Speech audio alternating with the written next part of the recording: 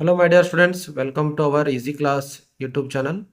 So ಈಗ last mid ಟರ್ಮ್ಗಿಂತ ಮುಂಚೆ ನಿಮಗೆ ಸಾಕಷ್ಟು ಚಾಪ್ಟರ್ಗಳನ್ನ ವಿಡಿಯೋಗಳು ಮಾಡಿದ್ವಿ. ಇಂಪಾರ್ಟೆಂಟ್ ಕ್ವಶನ್ಸ್ ಆಗಿರ್ಬೋದು, ಸಮ್ ಕಾನ್ಸೆಪ್ಟ್ನ ಎಕ್ಸ್ಪ್ಲೇನು ಮಾಡಿದ್ವಿ.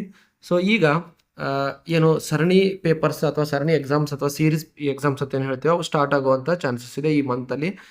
ಜನವರಿ 15 or 16 ಸ್ಟಾರ್ಟ್ ಆಗ್ತಾವಲ್ಲ. ಸೊ ಸಮ್ ಕಾಲೇಜ್ನಲ್ಲಿ ಆಲ್ರೆಡಿ ಸ್ಟಾರ್ಟ್ ಆಗಿದ್ದಾವೆ ಈಗ.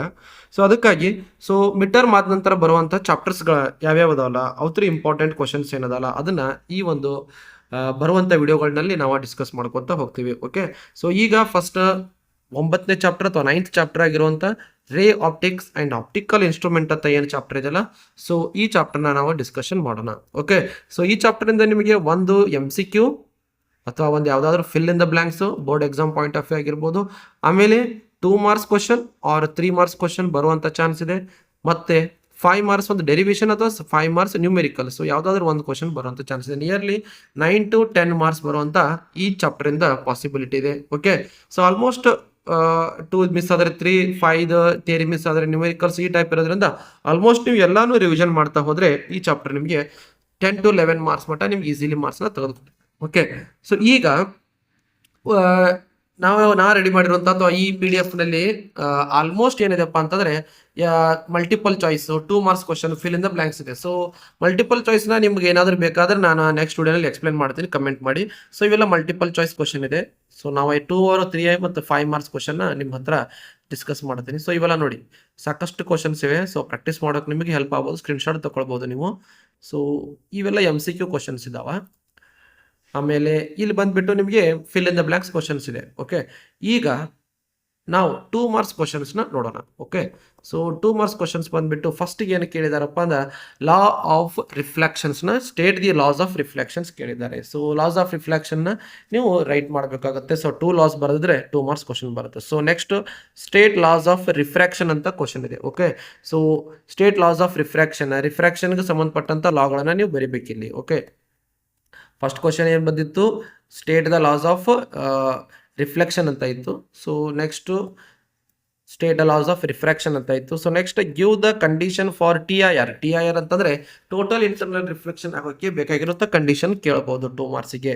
Next mention the relation between refractive index and critical angle. Refractive ಇಂಡೆಕ್ಸ್ಗೋ ಅಥವಾ ಎನ್ಗೋ ಅಥವಾ ಕ್ರಿಟಿಕಲ್ ಆ್ಯಂಗಲ್ ICಗೆ ಇರುವಂಥ ರಿಲೇಷನ್ ಡಿರೈವ್ ಮಾಡುವಂಥ ಒಂದು ಡೆರಿವೇಷನ್ ಇದೆ. ಸೊ ಅದನ್ನು ನೀವು ಪ್ರೂವ್ ಮಾಡಿ ಕೊಡಬೇಕಾಗುತ್ತೆ. Okay, next what are optical fibres ಅಂತ ಕೇಳಿದ್ದಾರೆ. What is the principle of optical fibres. Optical fibres ಅಂದ್ರೇನು ಅದ್ರ ಪ್ರಿನ್ಸಿಪಲ್ನ ನೀವು ಬರೀಬೇಕಾಗುತ್ತೆ 2 ಮಾರ್ಕ್ಸಿಗೆ. ಡೆಫಿನೇಷನ್ 1 ಮಾರ್ಕ್, ಪ್ರಿನ್ಸಿಪಲ್ 1 ಮಾರ್ಕ್ ಬರೆದ್ರೆ ಮೂರು. TIR ಪ್ರಿನ್ಸಿಪಲ್ ಮೇಲೆ ವರ್ಕ್ ಮಾಡುತ್ತದೆ. Okay, mention the factors on which focal length of lens depends. 2 factors ಮೇಲೆ ಡಿಪೆಂಡ್ ಆಗಿರುತ್ತೆ. 2 ಫ್ಯಾಕ್ಟರ್ಸ್ ನೀವು ಬರೆದ್ರೆ 2 ಮಾರ್ಕ್ಸ್ ಇರುತ್ತೆ. Okay, define power of lens ಅಂತ ನೀವು ಡಿಫೈನ್ ಪವರ್ ಆಫ್ ಲೆನ್ಸ್ ಅಂದರೆ it is reciprocal of focal length ಅಂತ ಹೇಳ್ಬೋದು. It is ability of the lens to converge or diverge the image or lines ಅಂತ ನೀವು ಹೇಳ್ಬೋದು. ಅದನ್ನ ನೀವು ಪವರ್ ಆಫ್ ಲೆನ್ಸ್ ಅಂತ ಹೇಳ್ತೀವಿ. SI unit of power of lens dioptre ಅಥವಾ D ಅಂತ ಹೇಳ್ತೀವಲ್ಲ ಅದನ್ನ ಬರೆದ್ರೆ ನಿಮ್ಗೆ 1 more ಮಾರ್ಕ್ಸ್ ಸಿಗುತ್ತೆ. ಓಕೆ, ಸೊ ನೆಕ್ಸ್ಟ್ ಬಂದ್ಬಿಟ್ಟು ರೈಟ್ ದ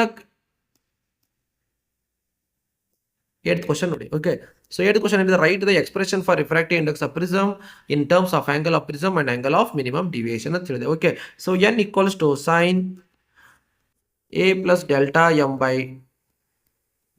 ಡಿವೈಡ್ ಬೈ 2 ಅಥವಾ ಸೈನ್ A/2 ಅಂತ ಏನು ಫಾರ್ಮುಲಾ ಇದೆಯಲ್ಲ, ಸೊ ಅದನ್ನು ನೀವು ಬರೆದ್ರೆ ನಿಮಗೆ 2 ಮಾರ್ಕ್ಸ್ ಕ್ವಶನ್ ಕೊಡ್ತಾರೆ, ಮಾರ್ಕ್ಸ್ ಬರುತ್ತೆ. Okay, so next draw the ray diagram of image formation of simple microscope and the object is near point. Simple ಮೈಕ್ರೋಸ್ಕೋಪ್ನಲ್ಲಿ ಬರುವಂಥ ಇಮೇಜ್ ಫಾರ್ಮೇಷನ್ ಡಯಾಗ್ರಾಮ್ ಕೇಳಬಹುದು. Draw the ray diagram of image formation in simple microscope when the object is infinity.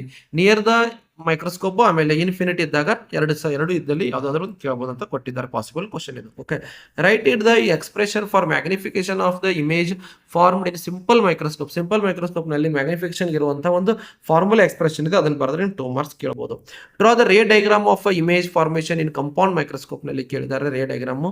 Right the expression for magnification of image formed in compound microscope. Compound ಮೈಕ್ರೋಸ್ಕೋಪ್ನಲ್ಲಿ ಬರುವಂಥ magnification ಎಕ್ಸ್ಪ್ರೆಷನ್ನ ನೀವು write ಮಾಡಬೇಕಾಗುತ್ತೆ. Write the ray diagram of of the image formation in refracting telescope ನಲ್ಲಿ ಬರುವಂತ ray diagram draw ಮಾಡಬೇಕು.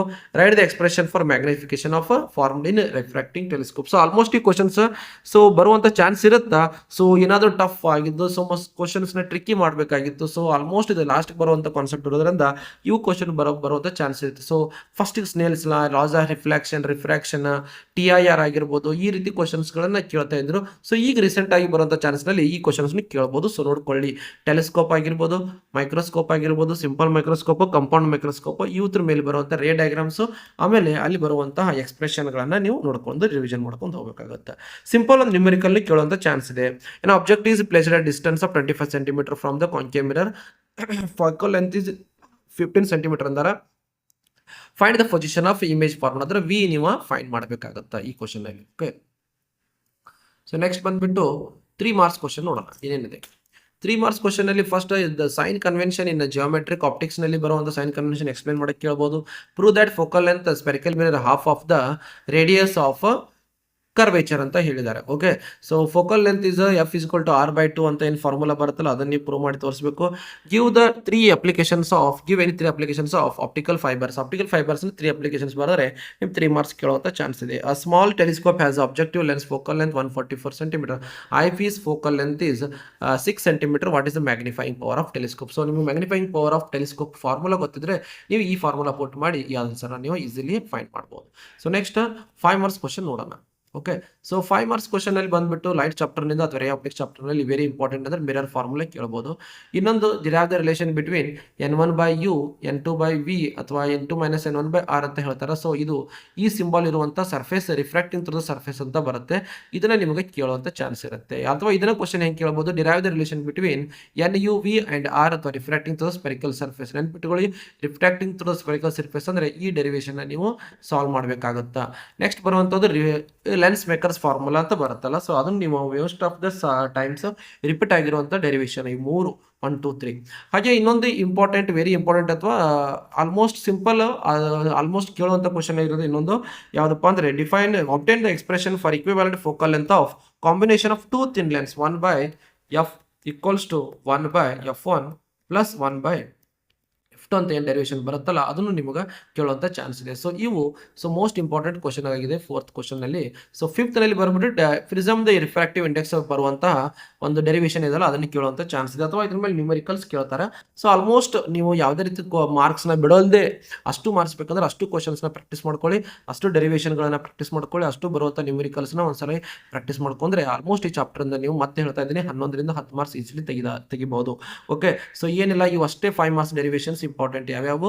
Mirror formula, ಆಮೇಲೆ refracting surface formula, lens makers, ಅದನ್ನ ಬಿಟ್ಟರೆ ಕಾಂಬಿನೇಷನ್ ಆಫ್ ಲೆನ್ಸ್ ಆಗಿರ್ಬೋದು, ನೆಕ್ಸ್ಟ್ ಪ್ರಿಸಮ್, ಇವು 5 ಡೆರಿವೇಶನ್ ವೆರಿ ಇಂಪಾರ್ಟೆಂಟ್ ಆಗಿರುತ್ತೆ. ಓಕೆ, ಇಲ್ಲೇ ಮೆನ್ಷನ್ ಮಾಡಿರೋ ಹಾಗೆ ಈ ಡೆರಿವೇಶನ್ ಇಂದ ನಿಮ್ಗೆ 5 ಮಾರ್ಕ್ಸ್ ಬರುವಂತ ಚಾನ್ಸ್ ಇದೆ. ಅಥವಾ ಇವೇ ಡೆರಿವೇಶನ್ ಮೇಲೆ ಬರುವಂತ ನ್ಯೂಮರಿಕಲ್ಸ್ ಕೇಳುವಂತ ಚಾನ್ಸ್ ಇದೆ. ಸೊ ನಿಮಗೆ ಇಲ್ಲಿ PDF ನೋಡ್ತಾ ಇರಬಹುದು. So number of questions and numericals ಇದಾವೆ. ಸೊ ನೀವು ಇದನ್ನ ಸಾಲ್ವ್ ಮಾಡ್ಕೊಳ್ಬಹುದು. ನಿಮ್ಗೆ ಯಾವ್ದಾದ್ರು ಕ್ವಶನ್ಸ್ ಗಳ ಸಾಲ್ವ್ ಬೇಕಾಗಿತ್ತು ಅಂದ್ರೆ ನಂಗೆ ಕಮೆಂಟ್ ಮಾಡಿ, ಆ ಕ್ವಶನ್ಸ್ ನ ಸಾಲ್ವ್ ಮಾಡಿ ಎಕ್ಸ್ಪ್ಲೇನ್ ಮಾಡ್ತೀನಿ. ಇಲ್ಲೇ ನೀವು ಟ್ರೈ ಮಾಡಬಹುದು. ಅವ್ರ ಆನ್ಸರ್ಸ್ ಗಳನ್ನ ಇಲ್ಲಿ ಮೆನ್ಷನ್ ಮಾಡಿದ್ದಾರೆ. ಸೊ ನೀವು ಇದಾದ್ಮೇಲೆ ನಮಗೆ ಏನಾದರೂ ಬೇಕಾದ್ರೆ ಕಮೆಂಟ್ ಮಾಡಿ, ನಾ ಆ ಚಾಪ್ಟರ್ ಇಂದ ಅಥವಾ ಆ ಕಾನ್ಸೆಪ್ಟ್ ಇಂದ ಎಕ್ಸ್ಪ್ಲೇನ್ ಮಾಡ್ತೀನಿ. ಸೊ ಈಗ ಇದೇಗಳೇ ನೋಡಿದ್ರು ಹಾಗೆ ನಿಮಗೆ MCQ ಕ್ವಶನ್ಸ್ ಇದ್ದವಲ್ಲ, ಆ MCQ ಕ್ವಶನ್ಸ್ ಆನ್ಸರ್ಸ್ ಇದಾವೆ ಇದರಲ್ಲಿ.